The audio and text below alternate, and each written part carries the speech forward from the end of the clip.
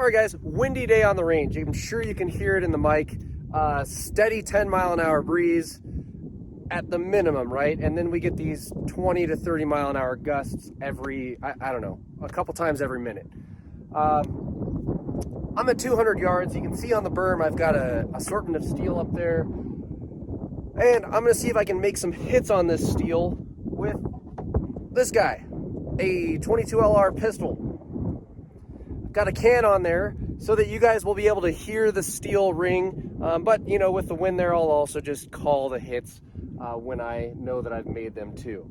So in this gun we have some Federal 40 grain bulk pack, not match grade ammo, and well, let's see what we can do in shifting wind at 200 yards on a man-sized target.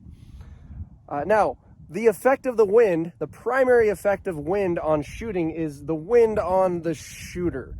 So I'm going to be using just a little hasty barricade here to keep from getting rocked a little bit by that. But this is absolutely going to be carrying these rounds to the right, because that's right, the wind is coming across the range here, by a significant amount. Let's see if it's significant enough to move these hits off of a C-zone steel at 200 yards.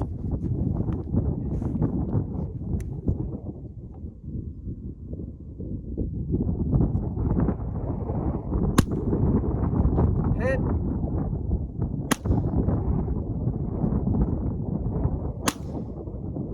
Hit.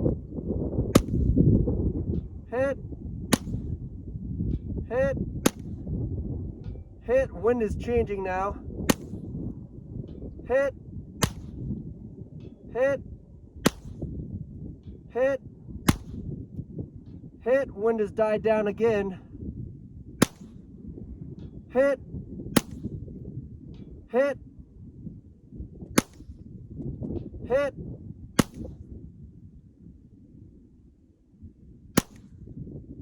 hit,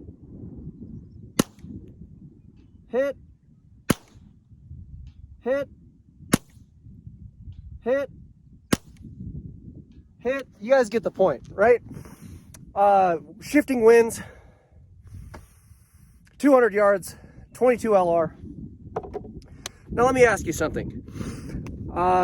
Is 22 LR going to be a man stopper at 200 yards? Well, it's probably not what I'd call a man stopper, even at contact distance, but we know that inside 25 yards, from testing that I've done and others have done, that the rounds that you would use for this kind of gun will definitely do the FBI minimum penetration. I know that out of this gun, CCI velocitors and Federal Punch both do a minimum of 14 inches of penetration, but usually 16 to 20 inches of penetration through gel after clothing.